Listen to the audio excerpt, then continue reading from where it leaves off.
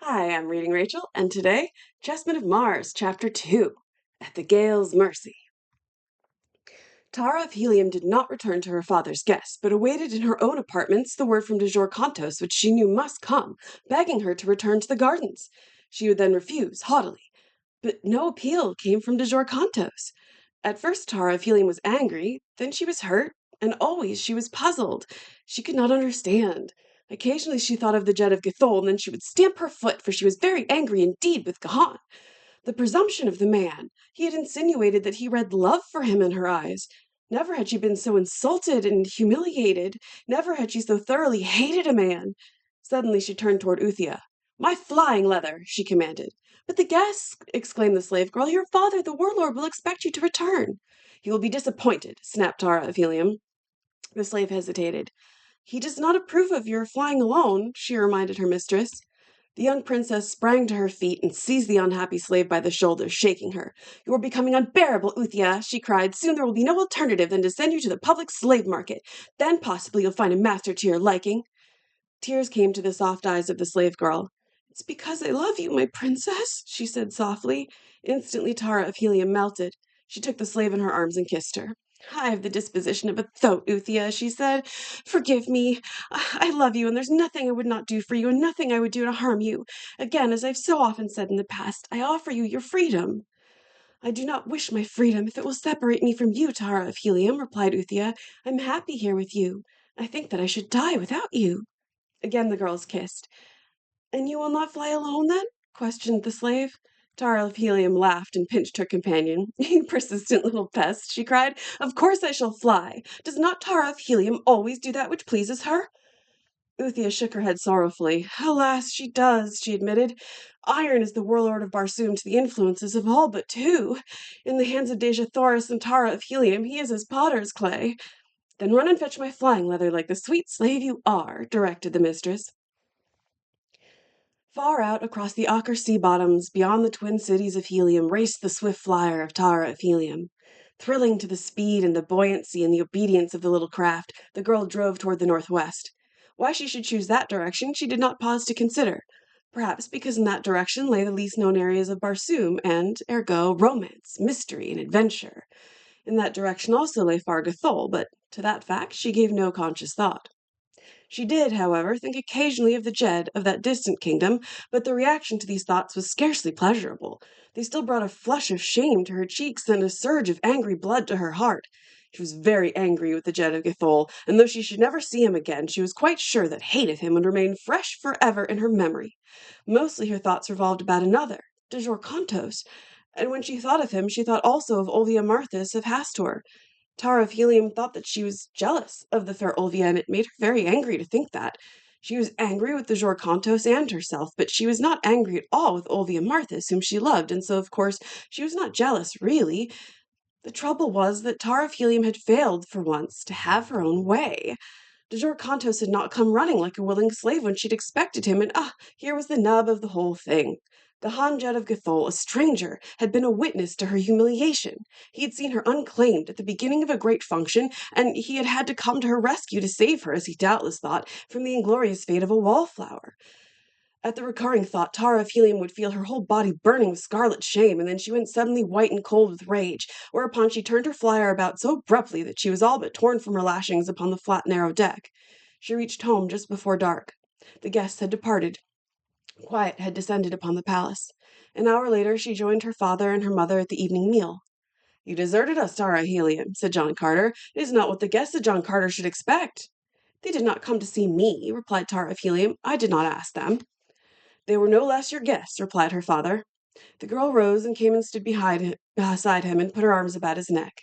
"My proper old Virginian," she cried, rumpling his shock of black hair. "In Virginia you'd be turned over your father's knee and spanked," said the man, smiling.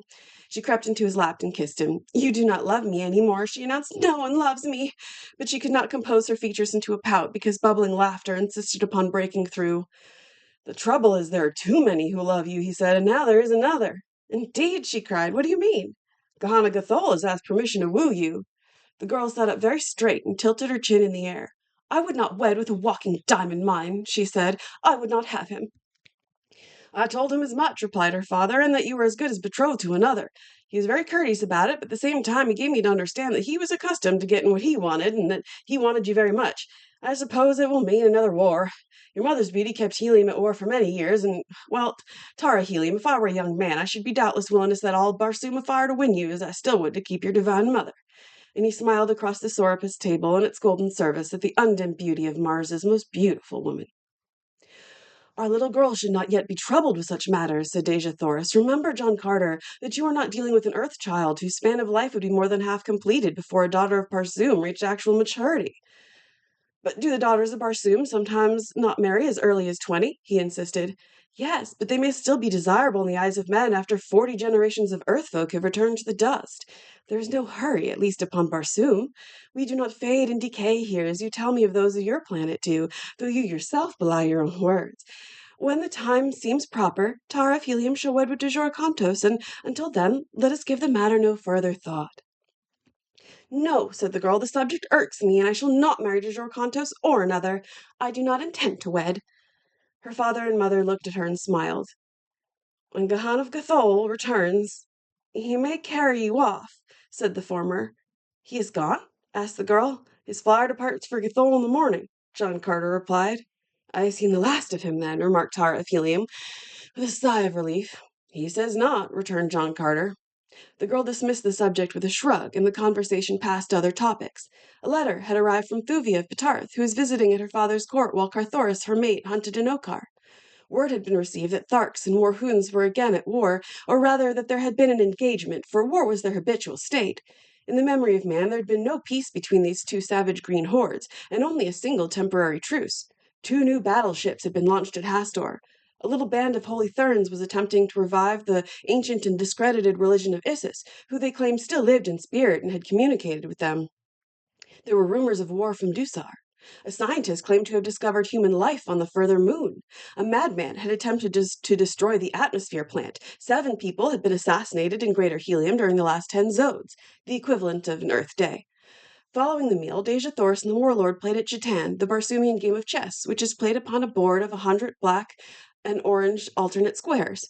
One player has 20 black pieces, the other 20 orange pieces. A brief description of the game may interest those Earth readers who care for chess, and will not be lost upon those who peruse this narrative to its conclusion, since before they are done, they will find that a knowledge of JETAN will add to the interest and the thrills that are in store for them. The men are placed upon the board as in chess, upon the first 2 rows next to the players. In order from left to right on the line of squares nearest the players, the JETAN pieces are warrior, padwar, dwar, flyer, chief, princess, flyer, dwar, padwar, warrior. In the next line, all are panthans, except the end pieces, which are called thoats and represent mounted warriors. The panthans, which are represented as warriors with 1 feather, may move 1 space in any direction except backward. The thoats, mounted warriors with 3 feathers, may move 1 straight and 1 diagonal, and may jump intervening pieces. Warriors, foot soldiers with 2 feathers, straight in any direction or diagonally 2 spaces. Padwars, lieutenants wearing 2 feathers, 2 diagonal in any direction or combination. Dwars, captains wearing 3 feathers, 3 spaces straight in any direction or combination. Flyers, represented by a propeller with 3 blades, 3 spaces in any direction or combination diagonally, and may jump intervening pieces. The chief, indicated by a diadem with 10 jewels, 3 spaces in any direction, straight or diagonal. Princess, diadem with a single jewel, same as chief, and can jump intervening pieces. The game is won when a player places any of his pieces on the same square with his opponent's princess, or when a chief takes a chief. It's drawn when a chief is taken by any opposing pieces other than the opposing chief, or when both sides have been reduced to 3 pieces or less of equal value, and the game is not terminated in the following 10 moves, 5 apiece. That is but the general outline of the game, briefly stated. It was this game that Deja Thoris and John Carter were playing when Tara of Helium bid them good night, retiring to her own quarters in her sleeping silks and furs. "Until morning, my beloved," she called back to him as she passed from the apartment, nor little did she guess, nor her parents, that this might indeed be the last time they would ever set eyes upon her. The morning broke dull and grey. Ominous clouds billowed restlessly and low. Beneath them, torn fragments scudded toward the northwest. From her window, Tara of Helium looked out upon this unusual scene. Dense clouds seldom overcast the Barsoomian sky. At this hour of the day, it was her custom to ride one of those small thoats that are the saddle animals of the Red Martians, But the sight of the billowing clouds lured her to a new adventure. Uthia still slept, and the girl did not disturb her. Instead, she dressed quietly and went to the hangar upon the roof of the palace, directly above her quarters, where her own swift flyer was housed. She had never driven through the clouds. It was an adventure she had always longed to experience. The wind was strong, and it was with difficulty that she maneuvered the craft from the hangar without accident, but once away, it raced swiftly out above the twin cities. The buffeting winds caught and tossed it, and the girl laughed aloud in sheer joy of the resultant thrills. She handled the little ship like a veteran, though few veterans could have faced the menace of such a storm in so light a craft. Swiftly she rose toward the clouds, racing with the scudding streamers of the storm-swept fragments, and a moment later she was swallowed by the dense masses billowing above. Here was a new world, a world of chaos unpeopled except for herself. But it was a cold, damp, lonely world, and she found it depressing after the novelty of it had been dissipated by an overpowering sense of the magnitude of the forces surging about her. Suddenly she felt very lonely and very cold and very little. Hurriedly, therefore, she rose until presently her craft broke through into the glorious sunlight that transformed the upper surface of the somber element into rolling masses of burnished silver. Here it was still cold, but without the dampness of the clouds, and in the eye of the brilliant sun her spirits rose with the mounting needle of her altimeter. Gazing at the clouds now far beneath, the girl experienced the sensation of hanging stationary in mid-heaven. But the whirling of her propeller, the wind beating upon her, the high figures that rose and fell beneath the glass of her speedometer, these told her that her speed was terrific. It was then that she determined to turn back. The first attempt she made above the clouds, but it was unsuccessful. To her surprise, she discovered she could not even turn against the high wind, which rocked and buffeted the frail craft. Then she dropped swiftly to the dark and windswept zone between the hurtling clouds and the gloomy surface of the shadowed ground. Here she tried again to force the nose of the flyer back toward helium, but the tempest seized the frail thing and hurled it remorselessly about, rolling it over and over and tossing it as if it were a cork in a cataract. At last the girl succeeded in righting the flyer perilously close to the ground. Never before had she been so close to death, yet she was not terrified. Her coolness had saved her, that and the strength of the deck lashings that held her. Traveling with the storm, she was safe, but where was it bearing her? She pictured the apprehension of her father and mother when she failed to appear at the morning meal. They would find her flyer missing, and they would guess that somewhere in the path of the storm it lay erect and tangled mass upon her dead body, and then brave men would go out in search of her, risking their lives, and that lives would be lost in the search she knew, for she realized now that never in her lifetime had such a tempest raised upon Barsoom. She must turn back.